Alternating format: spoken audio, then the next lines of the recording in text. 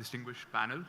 We've already had the introductions, and I think you're familiar with their recent books. Vaibhav Purandare is the author of biography of Bal Gangadhar Tilak. Anita Anand's last book was a biography of Udham Singh, the man who assassinated General Odwyer, who was the governor of Punjab during the Jallianwala Bagh. And TCA Raghavan is from a diplomat. His latest book is called Circles of Freedom, Friendship, Love and Loyalty in the Indian National Struggle, which is centered around Asaf Ali, the congressman and Nehruvian follower, but it also has a lot of secondary characters, including Sarojini Naidu, Jinnah, and so on. All of them are very well-researched and well-written books. I hope you buy them. I just want to start this with a particular event from 1945 that I think would serve as a nice launchpad to begin exploring, which is the Indian National Army trials after the Second World War. So basically, the Indian National Army under Subhash Chandra Bose begins an offensive from Burma along with Japanese soldiers, and they're trying to reach Delhi and overthrow the British Empire, but they're hopelessly outnumbered and gunned down in thousands. But after the World War, the British want to start a sort of trial because they think this is sedition. But the atmosphere in the country is so in favor of them that they completely abandon it. So they want to try some 7,000 prisoners, something doesn't happen. They narrow it down to 3 people, General Prem Sehgal, Colonel Gurbaksh Singh Dhillon, and Major General Shahnawaz Khan, as though they're treating it as a sort of a broad representation of India. And they want to try them in the Red Fort, but this turns out to be completely a backfiring move because the people of Delhi, this is symbolic of the reprisals after the 1857 rebellion. And so when I was going through these books, I felt like I'd been presented with a similarly secular trio of protagonists with Tilak and Udham Singh and Asaf Ali. And it reflected in their own stories as well, in the sense that Asaf Ali marries Aruna Asaf Ali, controversial marriage for those times. He bats for a Nehruvian vision. Udham Singh wants to be remembered as Muhammad Azad Singh. And incidentally, when his body comes back, his ashes are put into 3 different urns and sent to 3 different holy sites. Tilak, in spite of championing a powerful conservative Hindu identity, is always diplomatic in his rhetoric vis-a-vis Muslims. In fact, once he's talking about Shivaji and he says the next Muslim could even be a Shivaji and so on. So I found these threads interesting. I want to start with Raghavan because Asaf Ali was also a member of the Congress Defense Committee for the Indian National Army trials. So maybe you could tell us a little about Asaf Ali, about those pre-partition times, about his vision, his politics, his marriage. Maybe you can begin from there. Well, Asaf Ali was a congressman who lived in old Delhi and comes into some kind of prominence from the early 1920s as a Congress activist. And the story of my book is in part about his marriage to Aruna Asaf Ali, and they got married in 1927 when Asaf Ali was about 40 and Aruna Asaf Ali was 19. So then as now, a Hindu-Muslim marriage was a conversation stopper. But how the story of the marriage and then the progression in the freedom struggle really form one narrative part of the book. But there are other characters also, because the book is really about a group of 5 friends and their journey through the freedom struggle. And while it is about the political history of the first half of the 20th century, but what really interested me were other emotions and sentiments, which is why the subtitle of the book is Friendship, Love and Loyalty. So that in sum is about the book. But Asaf Ali is in many ways, he's not a central figure in the Congress. He's not in the top leadership, but he's a little below that. But he gives you a peripheral view, because this is a Muslim looking at the communal polarization growing in the country and being unable to do much about it. he's also a constitutionalist, and he sees an increasingly violent turn which the freedom struggle often takes, and he's unable to do anything about that too. In the end, his wife, Aruna Asif Ali, herself becomes someone who follows a less non-violent path and incurs the disapproval of the Congress leadership. But in very brief, in the time of the INA trials, Asif Ali is one of the defense committee.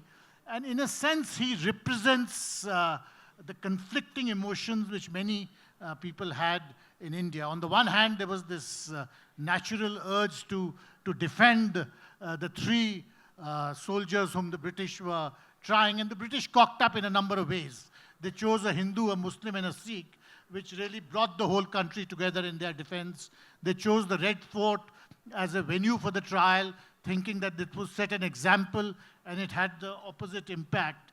But there is always this sense amongst many people that the soldiers, while they mutinied, while they joined the INA, possibly out of a nationalist impulse, but they also broke an oath, and they acted with they didn't act with the discipline which was required from an Indian soldier. So this conflicting sentiment Asif Ali expressed, and it remains an unresolved issue, because to this day you can find this debate amongst officers of the Indian Army that were the INA officers right or wrong to join hands with the Japanese and turn their guns, so to say, on the very army that they were part of. Right. I want to move to Anita, Anand now. So Udham Singh assassinates Oudwyer in 1940, and then he's hanged immediately thereafter. And his body is requisitioned in 1974, incidentally by Indira Gandhi, exactly 10 years before she's shot dead by Beyant Satwant Singh. And it seems like it's a moment full of irony. Could you tell us something about that afterlife, that the sort of unanimous approval with which he was brought back? Yeah, maybe I can, instead of starting at the end, sure. Start with how such an end could have come to pass. Of course, yeah. So you're quite right. In 1974, Udham Singh's remains, after, and you will know all about this, the kind of diplomatic toing and froing that goes on between Britain and India to try and repatriate what, in Britain's view, are the bones of a murderer. Because as far as they're concerned, this is a man who in 1940 walked up to a defenseless octogenarian, fired at point-blank range, and killed him at a time when Britain was at war with the Nazis, and gave Goebbels his biggest piece of propaganda at the time. So the first, in 1940, when he kills Michael O'Dwyer, who was the Lieutenant Governor of Punjab, Britain is at war. So Goebbels seizes this assassination and runs it first on German radio, saying, "The avenger of Jallianwala Bagh and the insults of British imperialism has shot dead one of the monsters of the Raj." And it's meant to be this huge clarion call to people like the Indian National Army and others to come and join their side. So he's already become something greater than he is, because he's being appropriated in the war effort.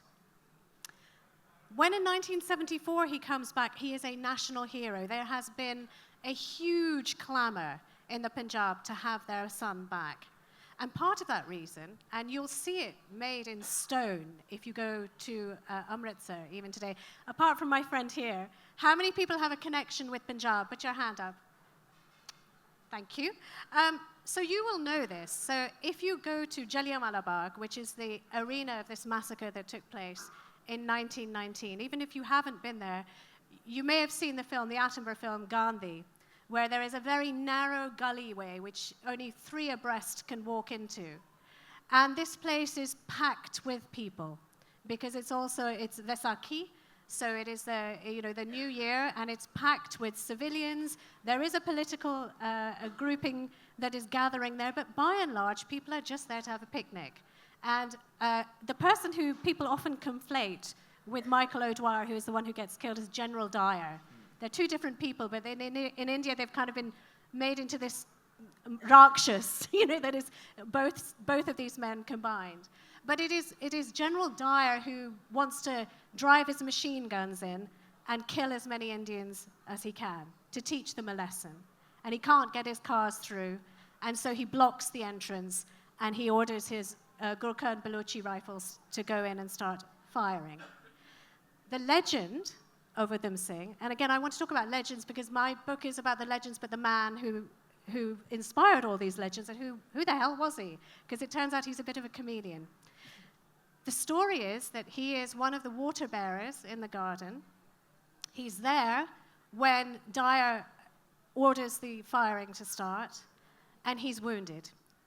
And he falls to the ground as people are, desperately trying to get out of Jallianwala Bagh. They're trying to climb up the walls. Pyramids of bodies are found as people are trying to just climb over because there aren't enough exits to get out. People are falling on top of their children who are then smothered to death to try and get away from 1,650 bullets that are fired, 1,650 bullets over 10 minutes into the thickest parts of the crowd. And the legend has it that young Udham Singh, who is maybe 17, maybe 19 at the time, different accounts of this, but he falls to the ground and he's bleeding. And then when Dyer orders a curfew that night and nobody can come and claim the bodies of the people that they love or come and give them medical aid, and Dyer provides none, is he hears all night this screaming from the firing, turning to whimpering, turning to silence. And in the morning, he will grab this clod of blood-soaked earth, and he will hold it in his hand, and he will say, however long it takes, wherever it takes me, I will find the men who did this, and I will kill them. And if you go to Jallianwala Bagh today, you will see a statue. It's quite new. It's only about 6 or 7 years old, of Udham Singh holding this clod of earth. So then by 1974, when there's a real Punjab spirit and a secessionist movement has been growing as well, Indira Gandhi decides the one thing that she can do to calm everyone is bring their hero back. So there's this mad exchange between diplomats. Because Udham Singh has been hanged, by the way, after he does avenge, he does what he says. In 1940, it takes him almost 20 years to do it. From the time of the massacre in 1919 to 1940, when he goes and he shoots at point-blank range this man, Michael O'Dwyer, who was the lieutenant governor. By the way, a really cute fact, I think it's amazing. The place where he shoots him is a place called Caxton Hall, which is the same distance from Parliament as Jallianwala Bagh is from the Golden Temple. And there are so many symmetries between those two occasions that he shoots him at point-blank range and shoots others. There are other notaries there, but the only man who dies, because his bullets are faulty in the gun, is Michael O'Dwyer. But O'Dwyer dies in a pool of his own blood, just as the people in the Bagh died. So there are all these symmetries. The British finally will hang him. They will tip his body into a pit of murderers, and I've seen this pit, outside Pentonville Prison, and there he will lie until this diplomatic agreement is reached. And when he comes, he's met at the airport. Beant Singh is meeting him at the airport. Indira Gandhi sits vigil with him that night, and he does this huge tour, his body, his remains of Punjab. And there are accounts that say everywhere he went, he was welcomed like a groom coming to claim his bride. So that is the story in a nutshell, coming to the end where you started, but coming through a circuitous route of what this man came to symbolize. The truth of a human life is very, very different, but not at all less than the mythology. Because this was an extraordinary man who was born with nothing, who was an orphan, who was saved by the city of Amritsar. He's brought up in an orphanage in Amritsar. It is associated with the Golden Temple. But he's a kid who has nothing. He's lost his mother, his father, his brother has died in the orphanage. He's released out into the wild, and he has to try and make his way. And the people who kind of embrace him and turn him into a pamphlet boy are the Gadars. And the people, that protean revolutionary movement that existed in Punjab and then went off to America. And so this story that I wrote starts from there, takes him to America. How did he get to England? Why did it take him 20 years to find his mark? And that is the book that I've written.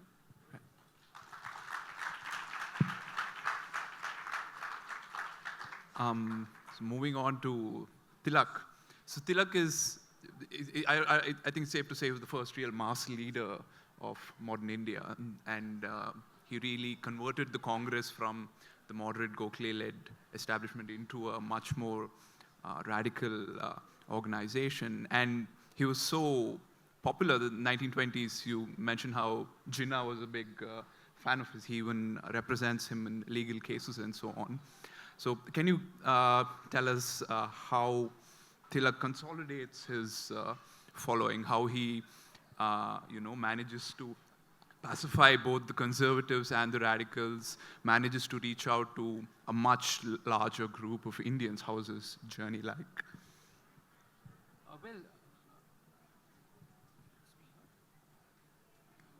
Well, Tilak starts out as an academician. He's obsessed with mathematics and with swimming, and that's all he wants to do when he's young. He wants to live the life of an academic. And he said famously that if India were a free nation, all he would do is teach in a school or a university. But he looks at the country around him and decides to launch two things. One is he launches two newspapers, one the Kesari, which becomes the most effective articulator of Indian aspirations during that period. The Kesari is in Maratha, is in English, is in Marathi, and there's a second paper that he launches, the Maratha, that is in English. And along with that, he starts the New English School, because he feels that education is being denationalized in India, following Lord Macaulay's Minute of 1835. And he wants to re-nationalize education. So this is how he begins his political career. And he joins the Indian National Congress in the 1880s, late in the 1880s, when he himself is in his 20s. And he transforms it from what is merely a debating society into a mass movement. And he pushes the boundaries of political advancement for Indians. So the moderate wing of the Indian National Congress, whether it's Firozshah Mehta, W.C. Banerjee, Badruddin Tayyabji, Dadabhai Nauroji, they're all writing to the British in terms of prayers and petitions, you know.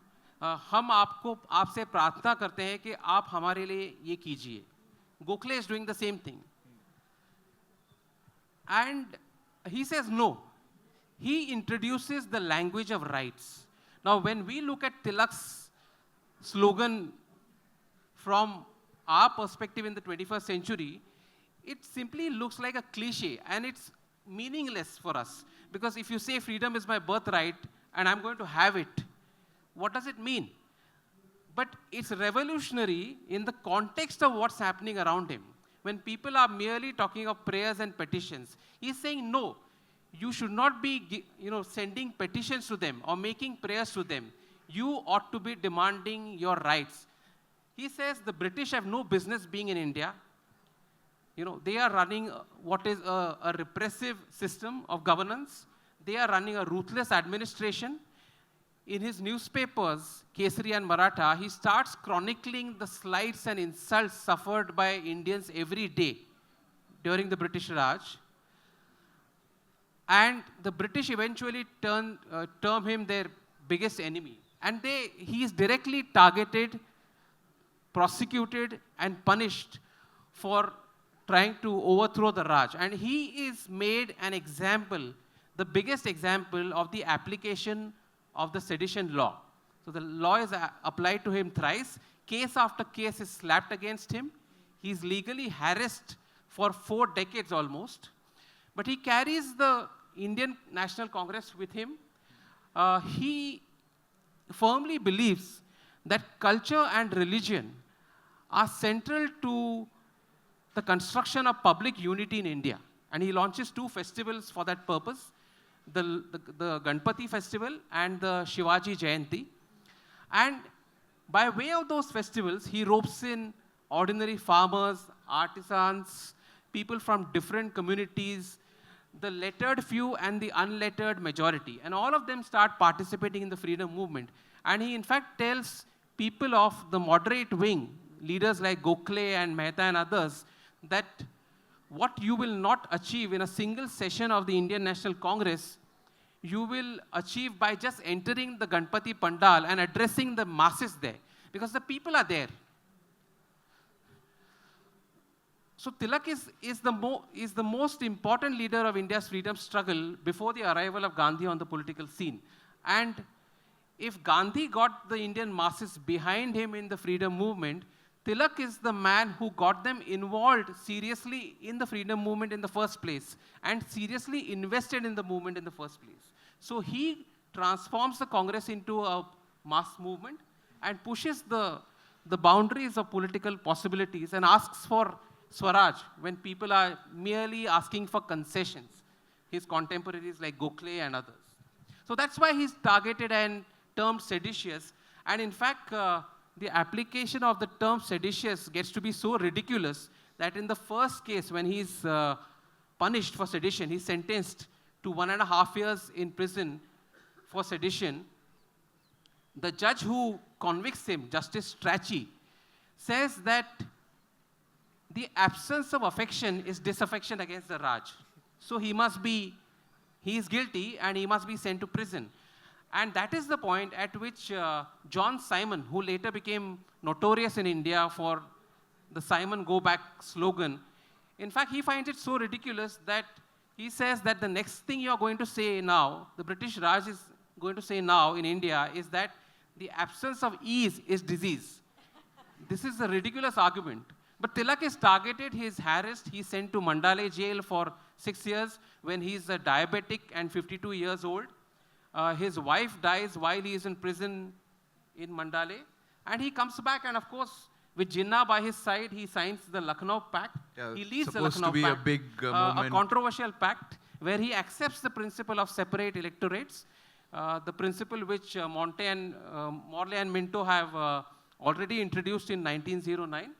Tilak is opposed to the idea of separate electorates, but what he realizes is that there are 3 sides to the conflict in India. There are the Hindus, there are the Muslims, and there are the British.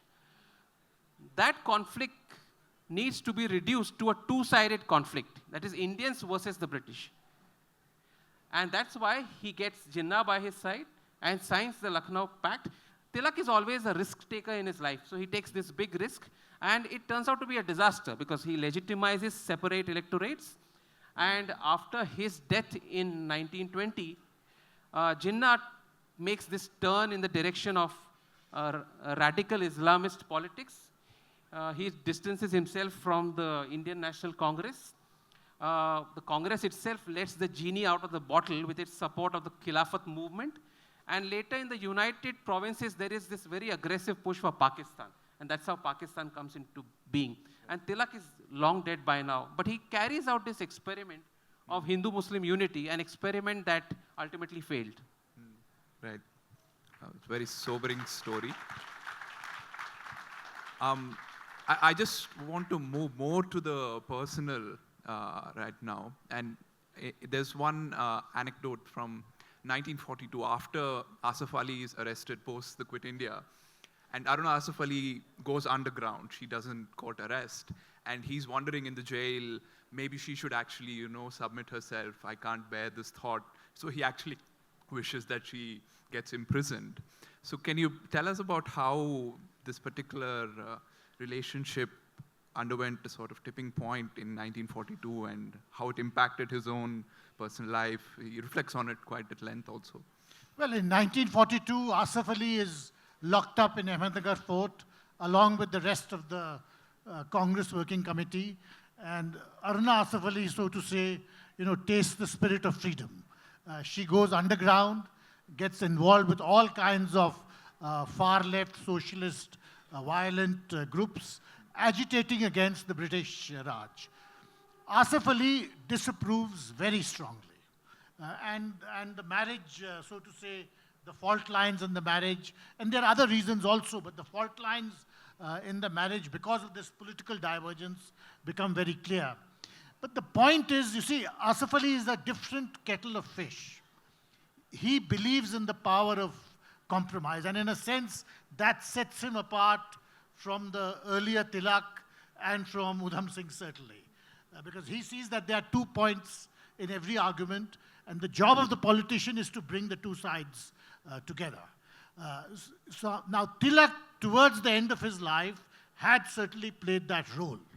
The Lucknow Pact, but that was it was in the last decade of his life. He dies 5 or 6 years later.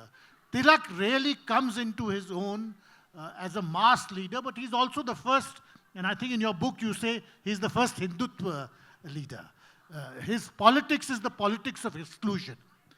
By the Lucknow Pact, he certainly turns his back on that, but it's at a very late stage. For Asif Ali and many other Muslims in the Congress, and 3 of the characters in my books are Muslims, their point is that unless you have Hindu-Muslim unity, the gains you will make in your freedom struggle will remain illusory. And to some extent that works out. That's quite a prophetic statement, because, in the end, the achievement of our freedom, it was no doubt a great achievement, but it was also had in it the elements of a great failure, which was what led to the division of the country. And the reason for that was the inability to compromise. And this was really his point, and his difference with his wife, that if you internalize the role of an activist so entirely that you refuse to see another point of view, then in the end you will be playing a losing game.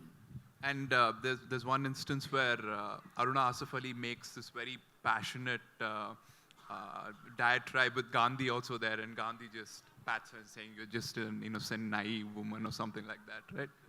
Well, it was a generational thing also. Aruna Asif Ali was much younger. She was 20 years younger than Asif Ali, 40 years younger than Mahatma Gandhi. And the generational difference meant that she and people like her were very impatient with this idea of non-violent struggle, of making constitutional advances. They thought that if you can grab the moment and put more pressure on the British, why not do it? And Mahatma Gandhi and the other senior leaders were, you can say they were indulgent about it, but there was also a certain element of a patriarchal attitude that this is a hysterical young girl, and we let her rant for some time, but in the end we'll decide what is to be done. Right.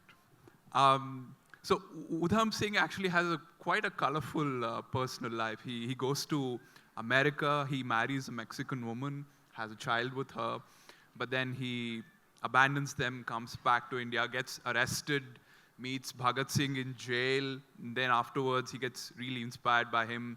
He goes to London, where again he's quite a ladies' man, the woman at his arms all the time or something like that.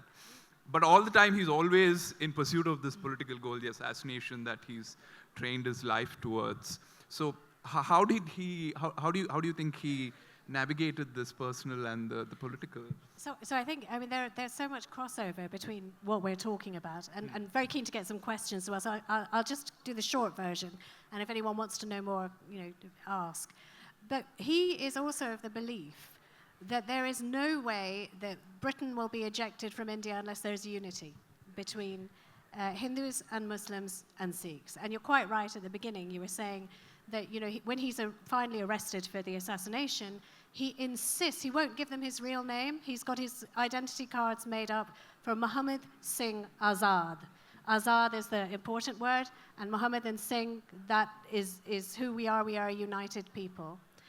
And his life in London is mad. So he's operating as a peddler, because that is the work that Indians could get in those days. If you were poor and you were part of the empire and you wanted to make your way or do business, you would buy a non-perishable item like clothes, kapde, or material, because you can cycle around for miles and miles. You can't afford a car. You can cycle around, you can sleep on it at night in these shared buildings that many of the peddlers stayed in. And then you can go out in the morning, nothing goes off, your stock remains. The thing is, there were about 6 houses that thought Udham lived with them because he was so good at juggling like women, but also people. He was utterly charming. They all thought he was their best friend.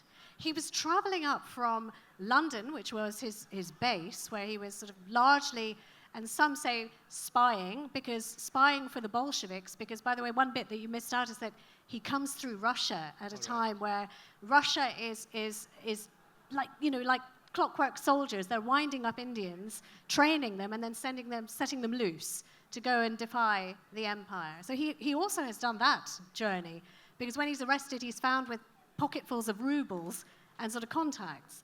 So he is, at this time, trying to make a revolution on his own, it seems. So he's going up and down the country. He's going to a place called Leicester, where there is this Indian Workers' Association, which again is a very pan-Indian identity. Hindus, Muslims, Sikhs working together for better rights in Britain.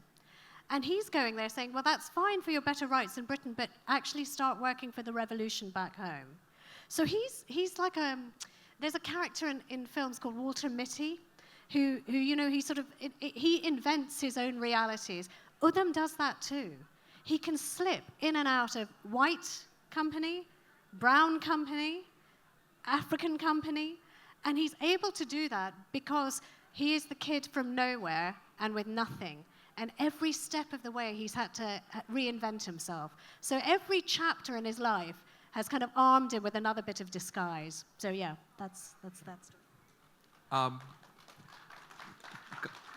Coming to Tilak, one of the interesting personal relationships in Tilak's life was, what I found interesting was his relationship with his contemporary Agarkar, Gopal Ganesh Agarkar.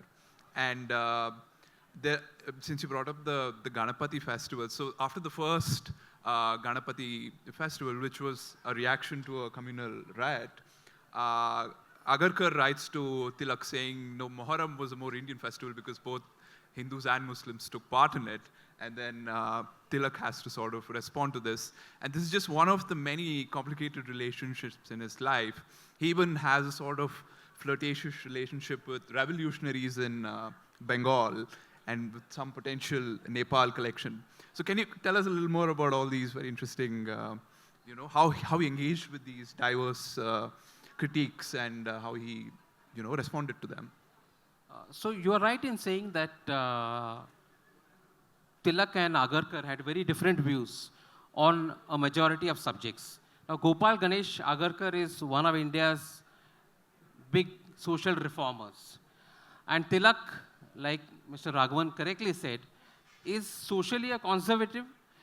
He believes in the Hindu ethos of India, and he believes that Indian nationalism will grow and flourish in that Hindu milieu. But Tilak and Agarkar are very, very close friends. Despite these different points of view, radically different points of view, they are very close friends. And actually, when Tilak starts his 2 newspapers, Tilak becomes the editor of the English Maratha, and Agarkar is the editor of the Marathi Kesari. And it's later on, when a conflict develops between these 2 people, that Tilak takes over the editorial role at Kesari. And Agarkar then, just leaves altogether.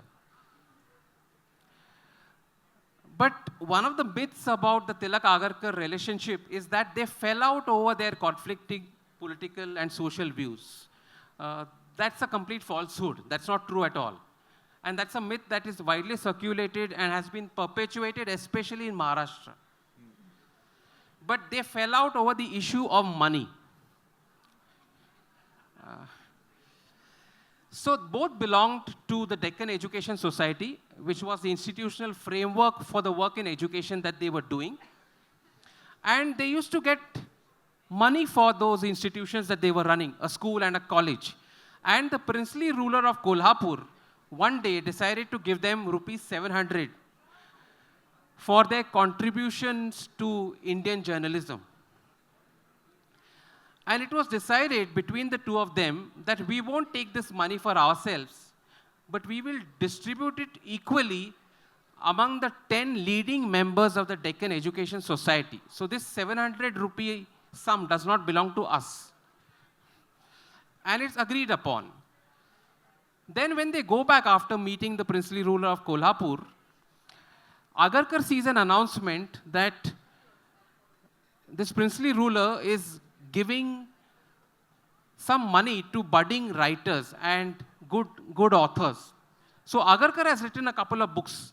He's translated Hamlet into Marathi, and he's written a book on the rules of Marathi grammar. So he sends those books to the princely ruler, says, look, I have written these 2 books. Why don't you, give me some money for that? So he says, look, out of the 700 rupees that I have given the 2 of you, you keep 400 rupees, and the remaining 300 rupees you distribute between yourself and Tilak. And Tilak gets mad at this. And Tilak says that you did this deliberately, you always wanted this money. And then Agarkar says, you are selfish, you are only interested in your own interests. And we had decided to distribute the money equally. It was not my intention to go there in order to get money. And a big divide takes place. And the leading members of the Deccan Education Society are vertically split. Gokhale and Agarkar are on one side, and Tilak and his followers are on the other side. And Tilak decides to leave the Deccan Education Society as a result of these conflicts over money. So it's very familiar to what we see every day in our lives. It was not very different from what we see nowadays. So that's Tilak and Agarkar. And the other point you were raising about was about the revolutionaries. Now, Tilak was interested in mass politics, and he knew that if he wanted to do mass politics, then armed insurrection could not be the way to go about doing it. He did not believe that acts of armed rebellion would bring freedom to India. And he said very famously that if these acts, these are isolated acts, and if these acts have even 40% chance of succeeding in getting freedom for India, I will fully back them and I will lead these efforts. But he was into mainstream politics, and he was sympathetic to the revolutionaries. He did not simply disown or denounce them as many others did. But he was fully aware that revolutionary acts had their own limits. And he wanted to transform the Congress into a mass movement which would overthrow British rule and use constitutional methods for that. I think we have just time for 1 or 2 questions. I see a hand raised over there. Has anyone got a microphone for a question? There we go. Gentleman in the pink shirt. No, first him. I would like to say that total identification with the people's problem is most important for any politician to succeed. 3 mentioned. Mahatma Gandhi identified completely with the people's problem of India. He succeeded. Lenin, those who have seen Kremlin, after the Russian Revolution in 1917, he lived in a single room in the palace of Kremlin and identified with the people of Russia. In 1966, Fidel Castro. Now, I must tell, I'm the only Indian who climbed a mountain with Fidel Castro in Cuba. I saw he identified the people of Vietnam who were suffering. Right. Identification is most important. I'm very happy to be a friend of Fidel Castro. Yeah. Thanks for the comment. Do we have any questions? Just one question? Yeah. A question for Anita. I assume you live in Britain. Sorry, say again? I assume you live in Britain. I do live in Britain. I'm curious to know, what do the British people feel about the butcher of Amritsar? Are they remorseful? I mean, the present-day British people. So the question was, in case you didn't hear, what do British people feel about the butcher of Amritsar? They don't know him at all. They don't know his name, his family. So I had one very, very quick story. Tried to find his family. Most of them have disavowed him and changed their names. One changed her name back to Dyer to associate with him. That's General Dyer, who was involved in the fighting. I invited her to my home because my grandfather was in that Jallianwala Bagh on the day of the massacre. And it is an act of pure fate that He wasn't killed, and I'm here today. And she's one of the only people who remembers him and says he did his duty. She's, even to this day, to my face, he did his duty, he did the right thing. As for Michael O'Dwyer, no one remembers him at all. He's been deleted from history, particularly in Ireland. He was an Irish Catholic. The Irish Catholics, when I did the book tour, for about 6 months I got apologies from Ireland going, I had no idea that one of our bastards did that to you. So, you know, that is the story of Dyer and O'Dwyer. All they know of him is a glimpse in that Attenborough film Gandhi. Otherwise, they are deleted until we talk about them. And I think it's important to talk about them.